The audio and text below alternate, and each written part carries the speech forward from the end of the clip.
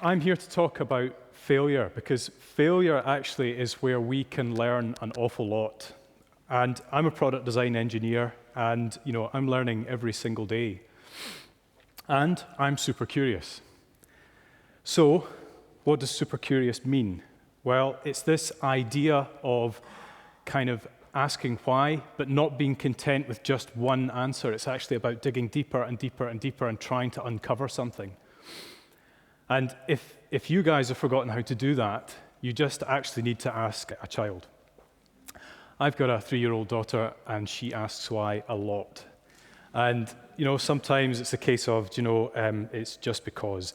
And other times, I'll take the time and we'll go through it and I'll see how far will this go. And there was one time, I'm in the kitchen and I'm taking the bin out. And it's been about a week, so it's pretty snug in there. And also is beginning to smell a little ripe, and she's watching me, and she says, "Daddy, what are you doing?" And I said, "Oh, I'm just taking the bin out." And she said, "But why?" And I said, "Right, okay, well, it's because it's full, and it's been about a week." And she says, "But why?" And I said, "Right, it's, every time we open a packet, we put the packet in the bin. If we have something to eat, we don't finish it, we'll scrape it off and we'll put it in the bin, and it's just the way it goes." And she says, "But why?"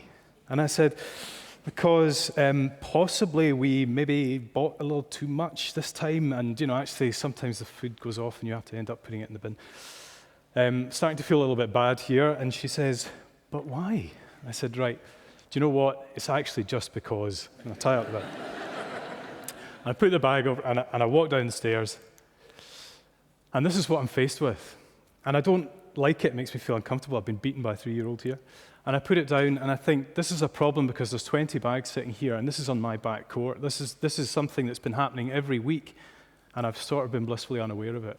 Now, I have clients like this, clients who dig deep and basically keep asking why. Now, they're entrepreneurs, innovators, inventors, call them what you like. But it's really, really inspiring to hear people do this.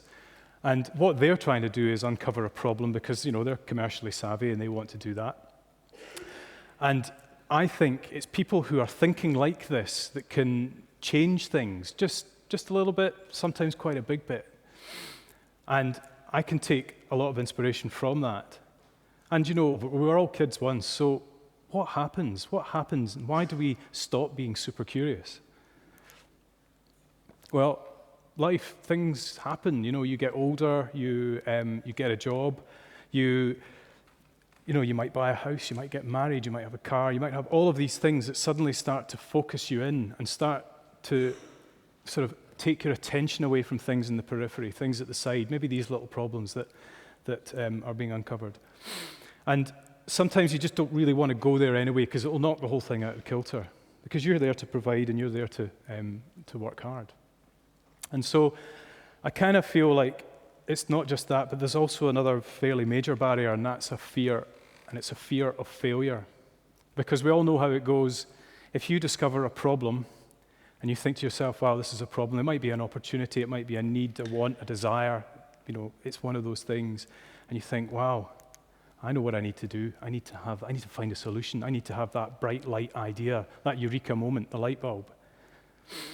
And because that's kind of what society's got us all thinking. You need to be the inventor. That's your lottery win. So I need to hide this. I need to protect it. I need to stop people stealing it because this is my future.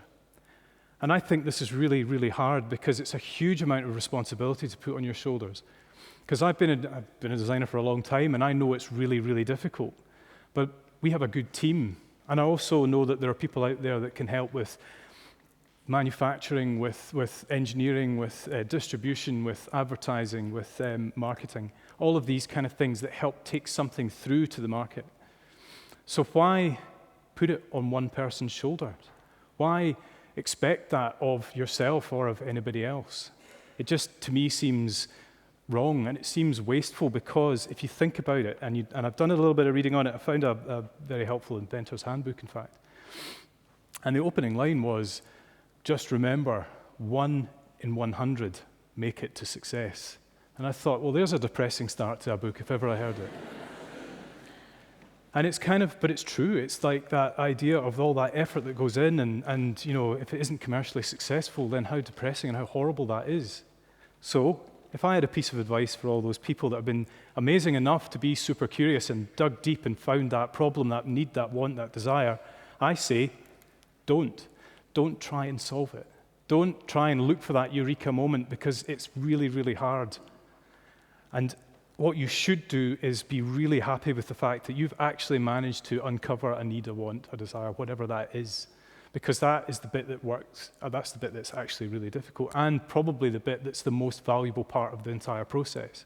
So if you take a step back and decide, you know, actually I'm going to tap into my super curiosity, I'm going to see how far this can go, then what do you do next? Bearing in mind I'm asking you to stop there. I'm not saying, please solve this. I think this word springs to mind, and this has connotations, because you could say, well, a network's one of these things, and I know there's one later, which I'm a little awkward about, but you know, a network event where you go in and you talk to people, and it's strangers, and you've got to try and meet the people that actually are most relevant to you.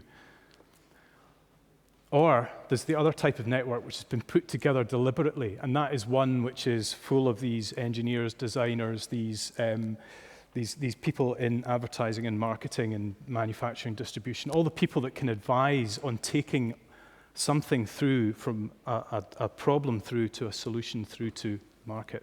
And I think that is, I think that's the future of the way things should go, because I just have a feeling that there's something more robust about it. I mean, if you take back to that model of the person wanting to own 100% of this new idea and wanting to take that to market, and think of the failure rate, then that person owns 100% most likely of nothing. And that's really heartbreaking. So if you've got the network involved and everybody's involved, there's a chance we could maybe take 10 or 20% of something that could be really successful. And that, for me, is exciting, and that's a shift.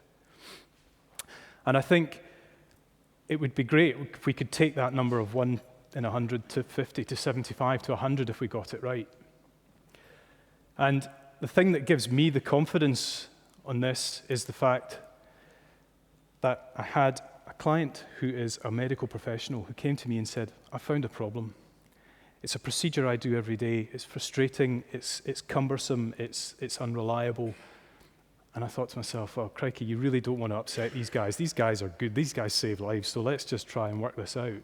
And he said, I think what we'd like to do is design something that we can then take back to the NHS and sell, and you can see this sort of circle here. And I thought, right, well, let's start by thinking first, don't take this on your own shoulders, because you could see the weight on his shoulders. He was really determined to do this. I said, what you're asking me to do is to look at this idea, and then let's get back into the NHS.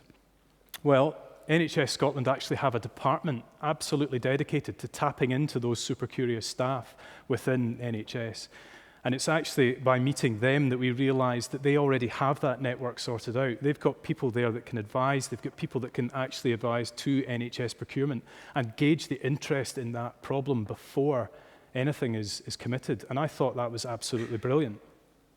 I think the idea of taking the pressure off one person's shoulders and putting together a kind of network that's really useful has this ability to be really big. And I also thought, if this could happen in lots and lots of different industrial sectors, because I've worked in a load of them and I see it again and again, well, that could be really exciting too. So if what we're saying here is that these networks probably need to come together, well, they probably need to be discovered, they may well already exist, but there's an appeal here. It's not about you guys trying to pull these networks together, it's actually about you guys taking a step back, being a little bit more super curious, tapping into that inner child and asking, but why? Okay, thank you. Cheers.